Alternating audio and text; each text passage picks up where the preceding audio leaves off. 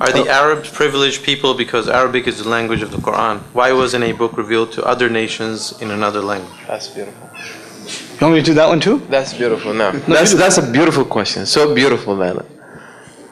You and I are both the answer to that, because we're both non-Arab. Yeah. Well, I used to be non-Arab. Yeah, me too.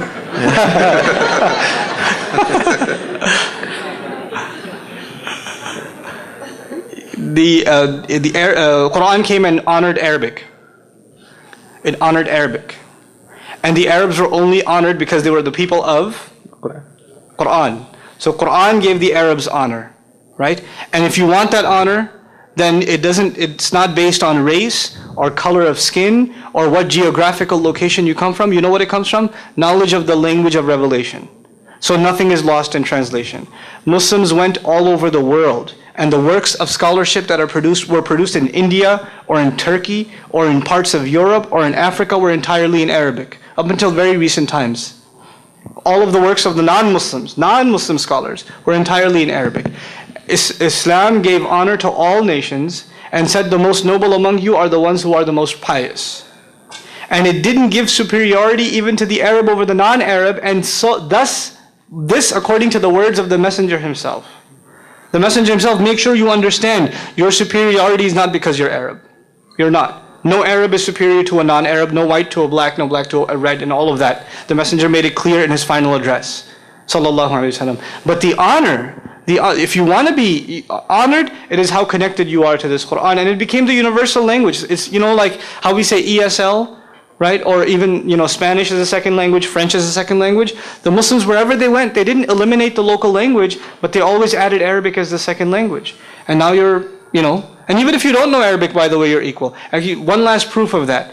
If any of a non-Muslim who's been partying their entire life and has done the worst kind of things, and they don't know anything about Arabic, and they become Muslim today, in this room, guess who stands the highest in this room? That person. Why? Because everything they did before, clean slate. None of us have a clean slate. So we're all jealous of this guy. We're like, can you please pray for me? Because you're doing pretty good. So you've got it made. This person's in a higher position than anybody else. So it's not about language, or the language actually, the only thing that's noble about the language is that it's the language of revelation. Now, why not any other language? When you go down that road, when you say, why not any other? Why not this language or that language or the other language? Then you are not addressing why this language. Forget why not that. Answer, why this? Why this? You have to change the direction of the conversation. What is amazing about the Arabic language that makes it so suitable for revelation? What's so suitable in it? What's so remarkable in it that the words of God are literally contained in it. Actually, there's a beautiful poem in Arabic. I'll give you the English version. It's a recent poem by a poet who's complaining about how Arabic is deteriorating in the Arab world. Arabs aren't very Arab anymore, And so the Arabic language it's the form of this old woman who misses her children. And she's saying, I was enough for the Quran, but I'm not enough for you. Right? And it's a beautiful poem, right? So that's it. The nobility, the honor has been given to the language itself because it's the language of revelation. And that's it. Other than that, for Muslims, go to any masjid, any mosque, you'll find like a United Nations conference in one row.